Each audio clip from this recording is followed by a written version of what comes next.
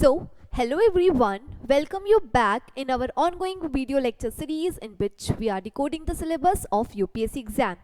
तो आज के वीडियो लेक्चर के अंदर हम जीएस पेपर 1 की सोसाइटी वाले सेक्शन को कवर करेंगे। यदि आपने हमारी प्रीवियस वीडियोस को नहीं देखा है तो मैं आपको सजेस्ट करूंगी कि आप एक बार जाएं और जाके वीडियो नंबर 3 एंड 4 को भी अच्छे से देखें ताकि आपको यूपीएससी के सिलेबस के बारे में, यूपीएससी में आने वाले अलग अलग सब्जेक्ट्स के बारे में आपको क्लियरिटी रहेगी। Okay, so let's start.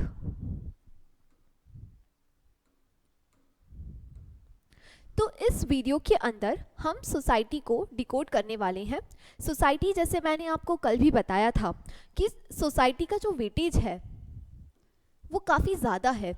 Nearly 6 to 7 question directly society से आते हैं यूपीएससी के मेंस के पेपर के अंदर।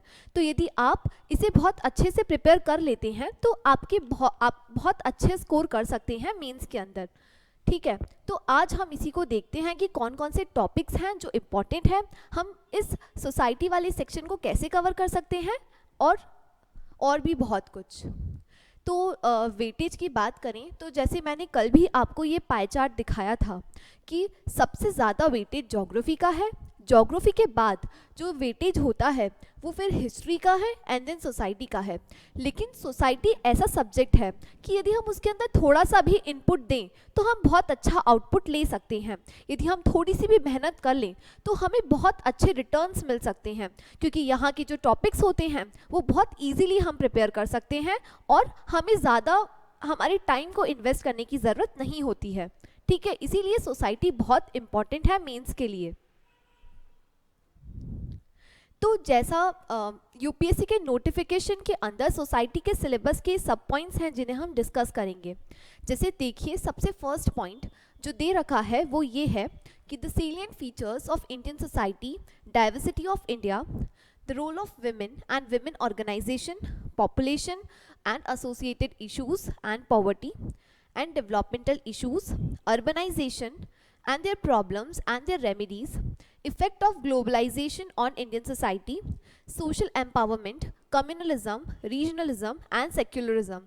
तो ये कुछ टॉपिक्स हैं जिससे हर साल यूपीएससी क्वेश्चन पूछता है और मेंस की पता है ये खासियत है कि जो क्वेश्चंस आते हैं वो डायरेक्टली सिलेबस से आ जाते हैं और इसीलिए हमें जो मेंस में प्रिपरेशन हम बहुत आसानी से कर सकते हैं।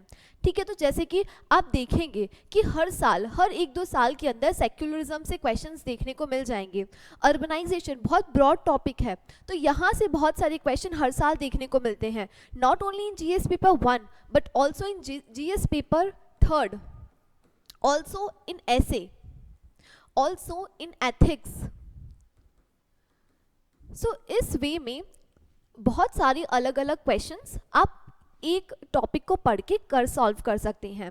ठीक है, तो हम आज के सेक्शन में पीवाईक्यूज को अच्छे से एनालाइज करेंगे। मैं आपको पीवाईक्यूज के थ्रू थोड़ा सा एक्सप्लेन करूंगी कि कैसे हम चीज़ों को पढ़ सकते हैं ताकि हम अभी से बहुत अच्छे से चीज़ों को प्रिपेयर कर पाए। जैसे सबसे पहला जो थीम है जिससे मेंस के क्वेश्चन आते हैं वो है unity in diversity. Unity in diversity को यदि आप प्रिपेयर करते हैं तो इसका जो सिग्निफिकेंस है वो आपको ऐसे में देखने को मिलेगा।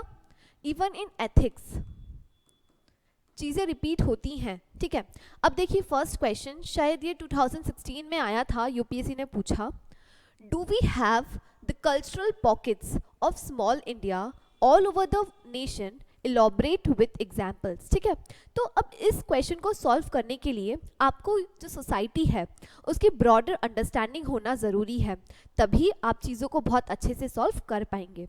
Fine, second question, the spirit of tolerance and love is not only an interesting features of Indian society from very early times, but it is also playing an important part at the present। Elaborate है ना, हमें elaborate करना है। elaborate के अंदर क्या करना रहता है, हमें जो statement दे रखा है उसे ही बहुत अच्छे से explain करना रहता है। तो जैसे उन्होंने पूछा है कि हमारी जो unity in diversity है उसका एक features है, जैसे हम तभी पढ़ते हैं यूनिटी इन डाइवर्सिटी वाले टॉपिक को तो हम अलग अलग फीचर्स देखते हैं। जैसे कि हम देखेंगे कि टॉलरेंस, फिर हम देखेंगे लव, देन हम देखेंगे ठीक है, फिर हमें देखने को मिलता है जॉइंट फैमिली। इस तरह से ये कुछ फीचर्स हैं, ऐसे बहुत सारे अलग अलग फीचर्स हैं इंडियन सोसाइटी के। यदि हम इन्हें अच्छे से प्रिपेयर करेंगे तो ये वाले क्वेश्चंस हम आसानी से सॉल्व कर सकते हैं कि हमारी सोसाइटी को जो बाइंड करने वाला फैक्टर है वो है tolerance. Though we have so many diversity in India, still हम लोग अच्छे से रह पा रहे हैं। द रीज़न मीन जो इंडिया में टॉलरेंस एंड लव की जो फीलिंग है उसी की वजह से आज इतनी सारी डाइवर्सिटी एक साथ सर्वाइव कर पा रही है। तो ये हमें कैसे पता चला? हमें सिलेबस से पता चला। फाइन। देन आता है रीजनलिज्म। अगेन रीजनलिज्म भी बहुत छोटा सा टॉपिक है, लेकिन हम इसे प्रिपेयर करके बहुत सारे क्वेश्चन सॉल्व कर सकते हैं। देखिए तो PYQs में कौन कौन से कैसे कैसे क्वेश्चंस आए हैं। सबसे पहला क्वेश्चन जो आया था वो ये है, growing feeling of regionalism is an important factor in the generation of demand for a separate state discuss. मतलब सेपरेट स्टेट आजकल हमने देखा है, जैसे इवन खालिस्तान वाला इशू भी बहुत न्यूज़ में था।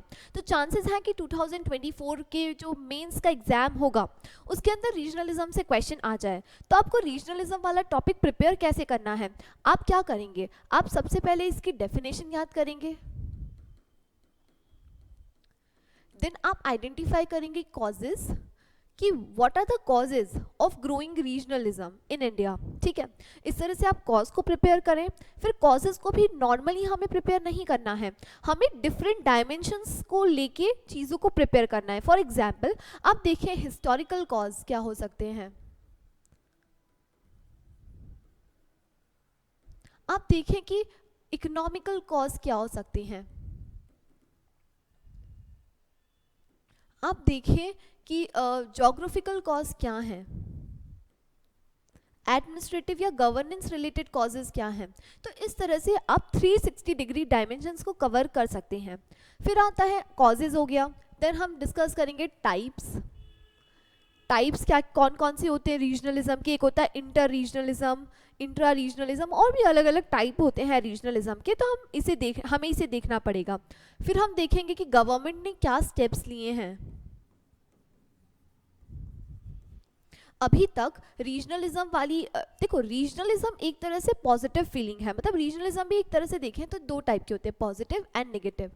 पॉजिटिव बहुत ज़रूरी है, क्योंकि यदि रीजनलिज्म होगा, यदि लोगों को अपने एरिया के प्रति थोड़ी सी भी फीलिंग्स होगी, उससे क्या होगा? उससे यूनिटी मेंटेन रहेगी। लेकिन तब ये रीजनलिज्म का ही एक्सट्रीम फॉर्म ले लें, यदि एक्सट्रीम फॉर्म में रीजनलिज्म होता है तो वो इंडिया की यूनिटी के लिए एक तरह से खतरा है। इसीलिए हमें रीजनलिज्म को प्रमोट करना है, लेकिन नॉट एक्सट्रीम रीजनलिज्म। ठीक है, वैसे ही गवर्नमेंट ने भी बहुत सारे स्टेप्स लिए हैं रीजनलिज्म को प्रमोट करने के लिए, या जो एक्सट्रीम रीजनलिज्म है उन्हें कंट्रोल करने के लिए। तो आप वहाँ पे ये पढ़ सकते हैं। देन हम देखेंगे वे फॉरवर्ड कि कैसे रीजनलिज्म को बेटर वे में यूज़ करके इंडिया की यूनिटी को और स्ट्रेंथ किया जा सकता है। तो इस तरह से हमें 360 डिग्री एंगल की 360 डिग्री एंगल को लेके पढ़ाई करनी है, ताकि आपका ये रीजनलिज्म बहुत अच्छे से कवर हो जाएगा। देन आता है next question, what are the basis of regionalism? Is it that an unequal distribution of benefit of the developmental regional basis eventually promoted regionalism? Substantiate your answer. ठीक है, तो ये भी तब हम रीजनलिज्म आगे पढ़ेंगे, तब हम यूपीएससी की चीज़ों को एक एक करके और अच्छे से स्टडी करेंगे। तो मैं आपको ये सारे क्वेश्चन और भी अच्छे से सॉल्व करवाऊंगी प्रॉपर इंट्रोडक्शन और कंक्लूजन के साथ। पर अभी के लिए केवल आपको एक ओवरव्यू लेना है। नेक्स्ट आता है सेक्युलरिज्म। अगेन ये बहुत इंपॉर्टेंट वर्ड है, यू नो दैट ये हमारे कॉन्स्टिट्यूशन के अंदर भी मेंशन है, और ये ही इंडिया को दूसरी इकोनॉमी से, दूसरी कंट्री से यूनिक बनाता है। रीजनलिज्म जैसा इंडिया का रीजनलिज्म है, शायद वो वेस्टर्न कंट्रीज़ के रीजनलिज्म से भी डिफरेंट है। इंडिया में जो रीजनलिज्म है वो पॉजिटिव कॉन्टेक्स्ट वाला रीजनलिज्म है, जिसके अंदर स्टेट इक्वली सारे रिलीजन को प्रमोट करती है। ठीक है, ये आई थिंक आप लोगों को पता होगा। अब देखिए इसमें भी बहुत सारे अलग अलग क्वेश्चंस पूछे गए हैं। सबसे पहला question, how do the Indian debates on secularism different from that of debates in the western? है ना। मतलब जैसा मैंने अभी आपको बताया कि जो इंडिया का सेक्युलरिज्म है वो बहुत different as compare to west, तो हमें इसमें आइडेंटिफाई करना है, इस आंसर के अंदर हमें लिखना है कि कैसे डिफरेंट है। फाइन। देन है how the concept Indian concept of regionalism is different from the Western model of secularism discuss। देखा, अब इसीलिए हमें PYQs पढ़ना है क्योंकि most of the time the PYQs got repeated. जैसे ये 2013 में आया था और ये सेम टू सेम क्वेश्चन 2020 में आया है। ठीक है, देख रहे हैं आप कितना रिपीट हो रहा है। यदि जिसने 2013 वाले PYQ को अच्छे से प्रिपेयर किया होगा वो आसानी से इस वाले टॉपिक को, इस वाले क्वेश्चन को भी सॉल्व कर सकता था, और वो भी बहुत अच्छी तरीके से with introduction and conclusion, right. इसीलिए हमें PYQs को लिखना बहुत ज़रूरी है। देन आता है tribals. Again, very important topic, not only from the point of view of GS paper 1 but also from the point of view of GS paper 2 of means, है ना। यदि आप स्टेट PSC की तैयारी कर रहे हैं तो भी ट्राइब्स का सिग्निफिकेंस काफ़ी ज़्यादा है। जैसे फॉर एग्जांपल MPPSC के अंदर अभी जो नया सिलेबस आया है उसके अंदर ट्राइबल्स वाला एक नया ही सेशन ऐड हो गया है, यूनिट 10। इसीलिए ट्राइबल को स्टडी करना भी बहुत ज़रूरी है। और दूसरी बात, यदि तब आप एडमिनिस्ट्रेटर बनेंगे तो आपके आसपास के लोगों के साथ ही आपको डील करना है। हो सकता है कि मान लो आपकी पोस्टिंग ऐसी जगह पे हो जाए जहाँ पे बहुत सारे ट्राइबल्स रहते हैं, तो आपको उनकी कंडीशंस, उनकी इकोनॉमिक कंडीशन, उनकी फाइनेंशियल कंडीशन, उनकी मेंटल कंडीशन के बारे में ऑलरेडी पता होना चाहिए, तभी आप एक बहुत अच्छे एडमिनिस्ट्रेटर के तौर पे काम कर पाएंगे। फाइन। तो देखिए क्वेश्चन कैसे आए थे। सबसे पहला, examine the uniqueness of the tribal knowledge system when compared to the mainstream knowledge and the cultural system, right। then आता है next question, given the diversity among the tribal communities in India, in which specific context should they be considered as a single category। मतलब इतनी सारी diversity है tribals की, still ऐसा क्या factors है, ऐसे कौन कौन से फैक्टर्स हैं जो बहुत सारे ट्राइबल ग्रुप्स को आपस में बाइंड करता है, क्या सिमिलैरिटीज़ है उन सारे ट्राइबल्स में जिससे हम आइडेंटिफाई कर सकते हैं। तो इस क्वेश्चन का पूछने का मतलब यही था, ये 2022 का क्वेश्चन है। ठीक है, तो इस तरह से हमें ट्राइबल देखना है। अब ट्राइबल को भी हम कैसे कवर करेंगे, अब मैं आपको बताती हूँ।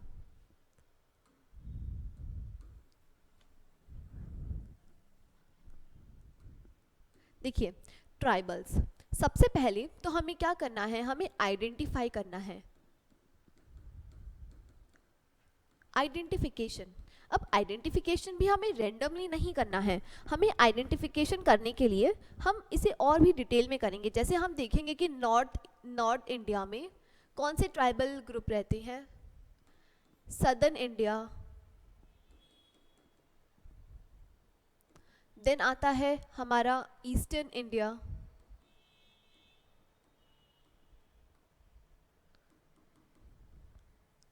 देन आता है हमारा वेस्टर्न इंडिया, देन हमारा आता है सेंट्रल इंडिया।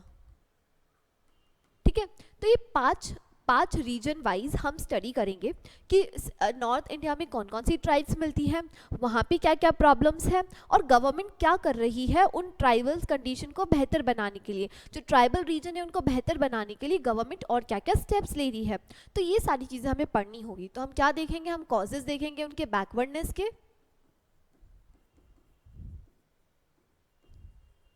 ठीक है, कि why they are backward, why they are considered backward. ठीक है, ये देखना है। फिर हम देखेंगे गवर्नमेंट ने क्या क्या स्टेप्स लिया है, कोई कमिटी है क्या, जैसे एक जाका कमेटी करके एक कमेटी है जो गवर्नमेंट ने कॉन्स्टिट्यूट करी थी, जाका कमेटी, ये गवर्नमेंट ने कॉन्स्टिट्यूट करी थी। तो ये क्यों करी थी, इन्होंने क्या क्या बोला था, क्या क्या सजेशन दिए थे, ये सारी चीज़ें हम यहाँ से देख सकते हैं। फाइन, तो इस तरह से हमें ट्राइबल्स को करना है डेफिनेटली मैपिंग। आप एक बार अच्छे से मैपिंग कर लेंगे तो चीज़ें आपको काफ़ी क्लियर हो जाएगी। ट्राइबल्स क्लियर है। देन आता है ट्रेडिशन। अगेन ट्रेडिशन हमें समझना बहुत ज़रूरी है। सबसे पहले तो आप ये समझें कि ये वाले टॉपिक से क्वेश्चन आते क्यों हैं, क्योंकि एज अ सिविल सर्वेंट आपको आपके आसपास के कल्चर, आपके ट्रेडिशन के बारे में पता होना चाहिए, तभी आप चीज़ों को अच्छे से डील कर पाएंगे, तभी आप लोगों की समस्याओं को समझकर समाधान तक पहुंच पाएंगे। इसीलिए ट्रेडिशन को समझना बहुत ज़रूरी है और हर साल, हर 1-2 साल में यूपीएससी यहाँ से भी क्वेश्चन देता है। तो फर्स्ट क्वेश्चन जो पीवाईक्यू में आया है वो ये है, what makes Indian society unique in sustaining its culture discuss. जैसा मैंने यूनिटी इन डाइवर्सिटी वाले टॉपिक में भी बताया था कि ऐसी क्या चीज़ है, ऐसे कौन से फैक्टर्स हैं जिसकी वजह से इंडिया का जो कल्चर है वो अभी तक सस्टेन कर रहा है। The first and foremost thing is that tolerance and love. ठीक है, ऐसे बहुत सारे अलग अलग फैक्टर्स हैं जो इंडिया में बहुत यूनिक है, जिसकी वजह से हमारा कल्चर सस्टेन कर रहा है। तो इस तरह से हम लोग डील करेंगे इन टॉपिक्स को। देन आता है second question, the custom and tradition suppresses the reason leading to the obscurantism, do you agree. तो इस तरह के क्वेश्चन भी आप तब इसके कंटेंट को देखेंगे तो आप आसानी से डील कर पाएंगे। फाइन। देन आता है कास्ट। कास्ट अगेन इंडिया का सबसे इम्पॉर्टेंट, इंडियन सोसाइटी का सबसे इम्पॉर्टेंट फीचर है caste system. Caste system it is present since time immemorial, right. India में कास्ट सिस्टम का जो प्रेजेंस है वो काफ़ी टाइम पहले से ही है और कास्ट की वजह से ही आज हमें बहुत ज़्यादा इनइक्वालिटी, हमें बहुत ज़्यादा डिस्क्रिमिनेशन वगैरह देखने को मिलते हैं। इसीलिए कास्ट को, इंडियन सोसाइटी को समझने के लिए हमें कास्ट सिस्टम को बहुत अच्छे से समझने की ज़रूरत है। इसीलिए कास्ट सिस्टम या कास्ट भी यूपीएससी ने उसके सिलेबस में मेंशन किया है। ठीक है, तो जैसे क्वेश्चन आता रहता है, क्वेश्चन आया था शायद 2015 में, has a caste lost its relevance in understanding the multicultural Indian society, elaborate your answer with illustration. ठीक है, तो जैसे यू नो दैट कि सोसाइटी चेंज हो रही है, अर्बनाइजेशन, ग्लोबलाइजेशन, इंडस्ट्रियलाइजेशन वाले फिनोमिनास बहुत सिग्निफिकेंट होते जा रहे हैं। तो उसमें कास्ट ने भी अपना स्ट्रक्चर चेंज किया है। तो कैसे चेंज किया है, क्या उसका जो रेलेवेंस है वो अभी भी बना है कि बहुत चेंज हो चुका है, ये वाले इस क्वेश्चन की ये डिमांड थी। तो तब हम कास्ट सिस्टम पढ़ेंगे तो हम इसी को अच्छे से डील करने की कोशिश करेंगे। Then next question, caste system is assuming the new identities and associational form, hence caste system cannot be eradicated in India, you have to comment। ठीक है, तो देखो सेम है, सेम थीम पे क्वेश्चन आया है, ऑलमोस्ट सेम ही है लेकिन थोड़ा से लैंग्वेज में ट्विस्ट कर दिया है। तो यदि आप फर्स्ट क्वेश्चन को प्रिपेयर कर लेते तो सेकंड भी आराम से सॉल्व कर हो पाता ना। तो इसलिए पीवाईक्यूज हमें पढ़ना है।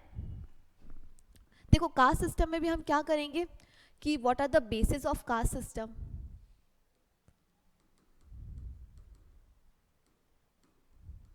ठीक है, दिन आता है कि वाइट इज सस्टेनिंग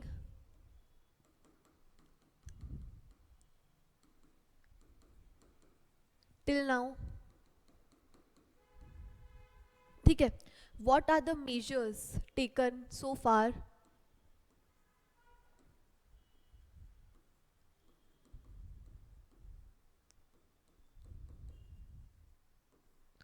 देन उसके बाद व्हाट आर द नेगेटिव्स या negative impact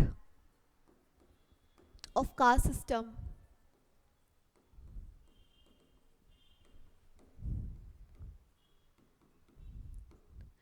in Indian society. ठीक है, फिर हम देखेंगे कि what way forward, we will deal with the way forward कि हमें क्या करना चाहिए। जैसे एजुकेशन को प्रमोट करना चाहिए, जो कास्टिज्म है, डिस्क्रिमिनेशन है, इन सबको हमें हटाना है। तो इस तरह से हम 360 डिग्री एंगल कास्ट सिस्टम से पढ़ेंगे। फाइन। देन आता है, नेक्स्ट आता है population. Again population it is a part of society, geography, GS paper 4 and definitely यहाँ से ऐसे में भी क्वेश्चन आ सकता है।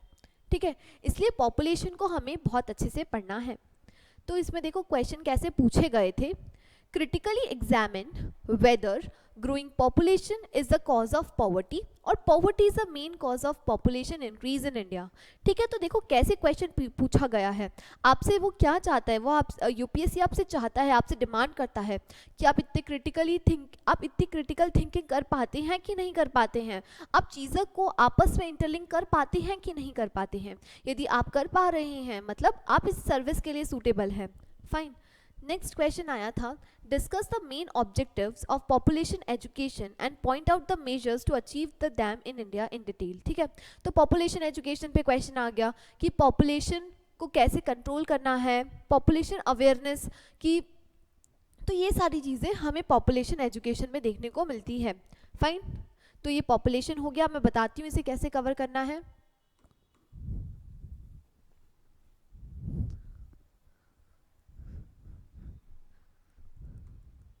ठीक है, तो पॉपुलेशन में हम क्या देखेंगे, हम सबसे पहले देखेंगे टेम्पोरल ट्रेंड, देन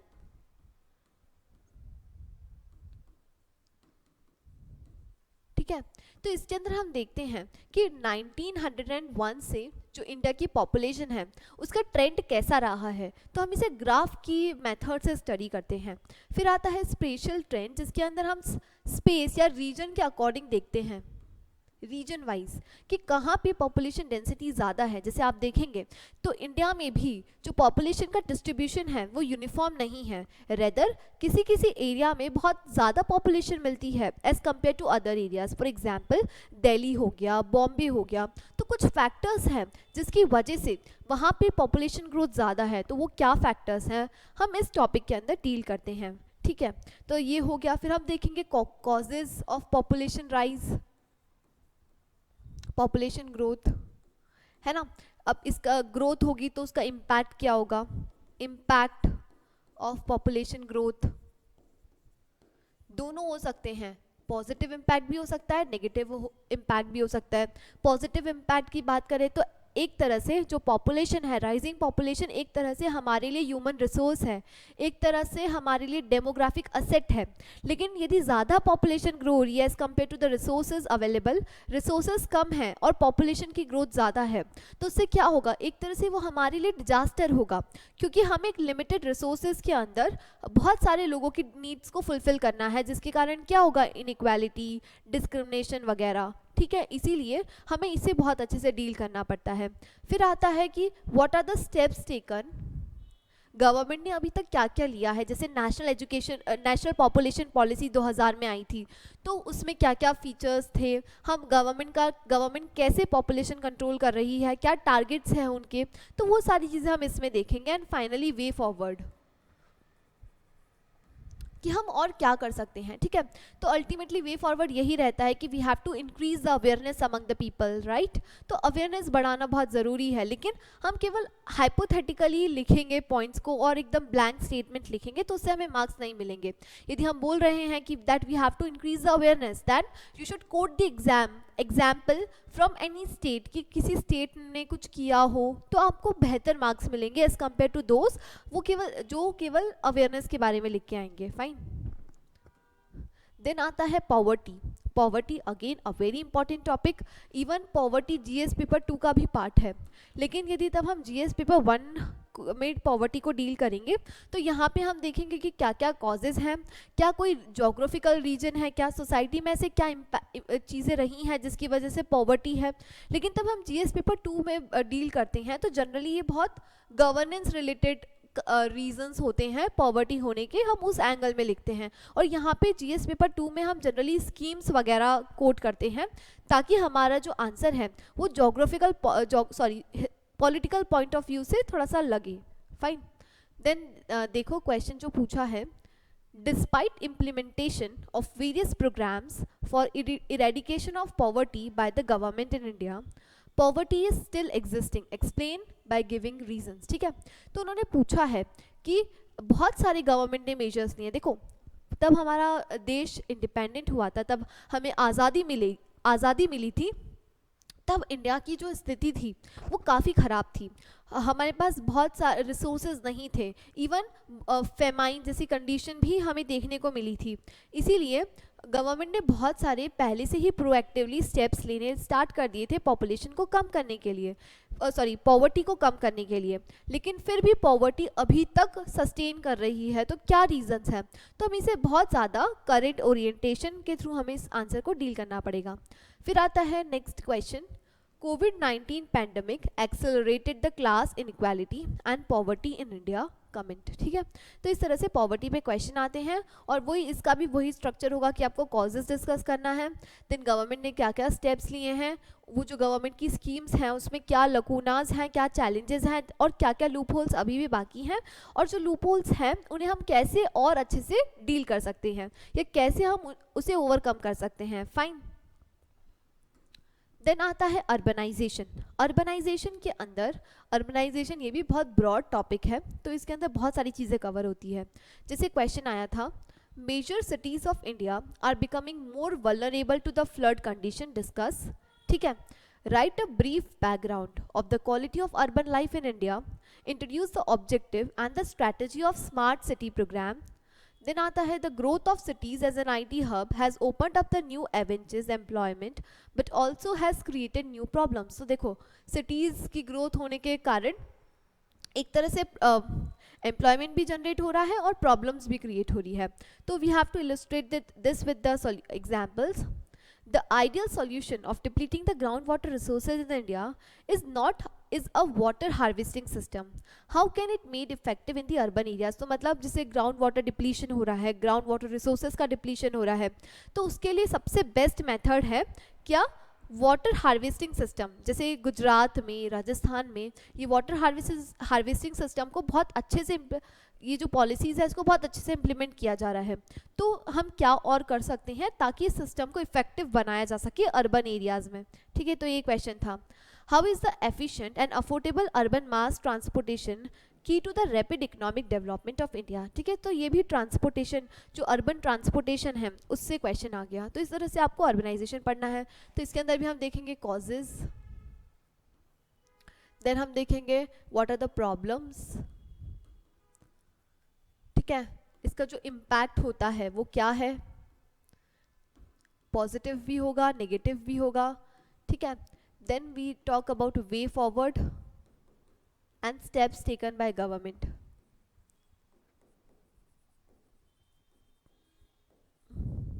ठीक है, इस तरह से इसे डील करना है। देन आता है ग्लोबलाइजेशन। ग्लोबलाइजेशन यहाँ से भी बहुत सारी, जैसे ग्लोबलाइजेशन का जो इम्पैक्ट, क्वेश्चन कैसे आएंगे कि ग्लोबलाइजेशन का impact on women, on child, on let's say old age people, then फिर वो पूछ लेंगे ट्राइबल्स पे।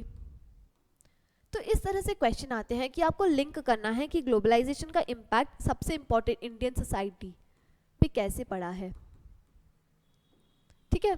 तो ये आप यदि पहले से प्रिपेयर करके रखेंगे तो आपको एग्जाम में, तब आप एग्जाम देंगे और मान लीजिए इनमें से क्वेश्चन आ गया तो आपको वहाँ पे ब्रेनस्टॉर्मिंग की ज़रूरत नहीं पड़ेगी। आप ऑलरेडी, आपके पास कंटेंट प्रिपेयर होगा, आपके पास इंट्रोडक्शन प्रिपेयर होगा, आपके पास कंक्लूजन प्रिपेयर होगा, तो आप आसानी से चीज़ें कर लेंगे।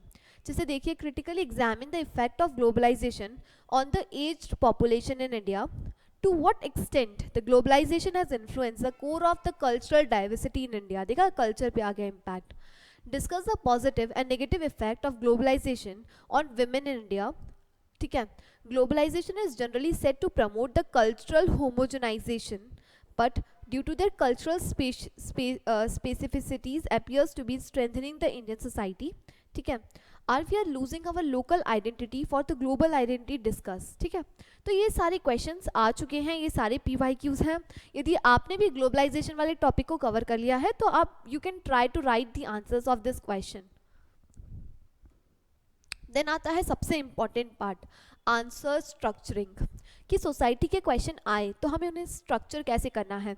हम ये अभी से प्रिपेयर करके रख सकते हैं। ऐसा कहा जाता है कि मेंस में आप यदि इंट्रोडक्शन और कंक्लूजन पहले से प्रिपेयर कर लें तो चीज़ें काफ़ी आसानी से की जा सकती है और चीज़ें बहुत बेहतर हो जाती है, ठीक है। जैसे इंट्रोडक्शन, तो कभी भी सोसाइटी का कोई भी क्वेश्चन आए तो आप स्टार्ट कर सकते हैं फैक्ट्स से, फैक्ट्स कोट करें, कोई रिपोर्ट को कोट कर सकते हैं। जैसे वर्ल्ड पॉपुलेशन रिपोर्ट आती है, उन्होंने कुछ एस्टिमेशन दिया है कि पॉपुलेशन, जैसे एक बार रिपोर्ट आई थी कि जो वर्ल्ड पॉपुलेशन रिपोर्ट है, उन्होंने बोला था कि 2047 तक जो पॉपुलेशन है वर्ल्ड की वो डबल होने वाली है ना। तो इस तरह की रिपोर्ट्स को आप कोट कर सकते हैं। तो फैक्ट से स्टार्ट करें, रिपोर्ट से स्टार्ट करें, इवन इकोनॉमिक सर्वे में यदि कुछ दे रखा है तो आप उससे भी स्टार्ट कर सकते हैं। तो इस तरह से आपको इंट्रोड्यूस करना है आंसर को। फिर आता है बॉडी। तो बॉडी के अंदर कोशिश करें कि मैप बना दें या फ्लो चार्ट बना दें, ठीक है। तो इससे आपकी जो कॉपी है वो बहुत ज़्यादा अट्रैक्टिव दिखती है। साथ ही साथ अब बॉडी के अंदर यदि आंसर को स्ट्रक्चर भी कर रहे हैं ना, तो सिलेबस को ध्यान में रखें कि पहले हिस्टोरिकल कॉजेज़ लिख दें, फिर आप सोसाइटी में क्या क्या प्रॉब्लम्स है उसकी वजह से इस जो भी मान लीजिए पॉपुलेशन ग्रोथ हो रहा है तो सोसाइटी क्यों रिस्पॉन्सिबल है, फिर आप जोग्राफिकल रीजन देख सकते हैं, फिर आप एडमिनिस्ट्रेटिव देख सकते हैं, पेपर 2 पे शिफ्ट हो जाएं, फिर पेपर 3 एंड पेपर 4। तो इस तरह से आप क्रोनोलॉजिकली चीज़ों को आंसर को अच्छे से अरेंज करें। एंड फाइनली होता है कंक्लूजन। तो कंक्लूजन, सोसाइटी का कंक्लूजन आप एक पॉजिटिव हमेशा वे फॉरवर्ड वाले नोट से आप एंड कर सकते हैं। आपको यदि कोई कमिटी याद है, जैसे पॉपुलेशन से रिलेटेड बहुत सारी कमिटीज़ गवर्नमेंट ने कॉन्स्टिट्यूट करी है, ट्राइबल से रिलेटेड कमिटीज़ हैं, तो आप उनकी रिकमेंडेशन से कंक्लूड कर सकते हैं, तो उससे आपका जो आंसर है वो बेहतर लगेगा। तो हमें ये चीज़ याद रखनी है कि कोई भी आंसर के अंदर यदि प्रॉब्लम पूछी है तो आपको हमेशा एक पॉजिटिव नोट में एंड करना है, आपको हमेशा सॉल्यूशन लिखना है। आप एज ए सिविल सर्वेंट हमेशा सॉल्यूशन ओरिएंटेड होना चाहिए, ना कि बस प्रॉब्लम को आइडेंटिफाई करने वाले, ठीक है। तो हमेशा आंसर को हमें किससे कंक्लूड करना है, हमें एक सॉल्यूशन से, हमें वे फॉरवर्ड से कंक्लूड करना है। तो इस तरह से आंसर स्ट्रक्चरिंग होती है सोसाइटी की। कोशिश करें कि आप पहले से ये डेटा फैक्ट्स फिगर को एक अलग कॉपी के अंदर लिख के रख लें और उसे बार बार रिवाइज करें, ताकि तब फाइनल एग्जाम आप देंगे तो चीज़ें ऑटोमेटिकली आपको याद रहेंगी और आप चीज़ों को अच्छे से याद कर पाएंगे। तो बस यही था हमारा सोसाइटी। तो हमने क्या देखा, हमने इम्पॉर्टेंट टॉपिक्स देख लिए कि कहाँ से क्वेश्चन आते हैं, फिर हमने आंसर स्ट्रक्चरिंग की बात कर ली, फिर मैंने बताया कि जो वेटेज है वो बहुत ज़्यादा है, उसके बाद फिर हमने PYQs भी देख लिए। तो इस तरह से हमने सब कुछ कवर कर लिया है सोसाइटी से रिलेटेड। सो बस इसी कोट से एक कोट से हम एंड करते हैं। Our greatest weakness lies in giving up. The most certain way to succeed is always to try just one more time। ठीक है, तो ये बहुत अच्छा सा कोट है जो कहता है कि हम जनरली वो लोग वीक होते हैं जो जल्दी से गिव अप कर देते हैं, लेकिन सबसे बड़ा स्ट्रेंथ ही हमारा ये है कि हम चीज़ों को बेहतर वे में करते चले बगैर यह सोचे कि हम यदि फेल हो गए तो क्या होगा। ठीक है, तो हमें हमेशा से हमें ट्राई करना है, तभी हम सक्सीड कर पाएंगे। हो सकता है कि मान लीजिए आपका प्रीलिम्स क्लियर नहीं हुआ है, तो फिर भी हमें होप नहीं छोड़ना है, हमें बहुत बेहतर वे में पढ़ते रहना है, ताकि एक दिन डेफिनेटली ऐसा आएगा तब आप चीज़ों को अचीव कर पाएंगे, आप आपके टारगेट्स को पूरे कर पाएंगे और आपको सक्सेस मिल जाएगी। So with this note, thank you everyone. यदि आपको हमारा वीडियो लेक्चर अच्छे लग रहे हैं, यदि आपको हमारी स्ट्रैटेजी अच्छी लग रही है, यदि आपको हमारा वे अच्छा लग रहा है, तो do like and subscribe our channel. Thank you so much.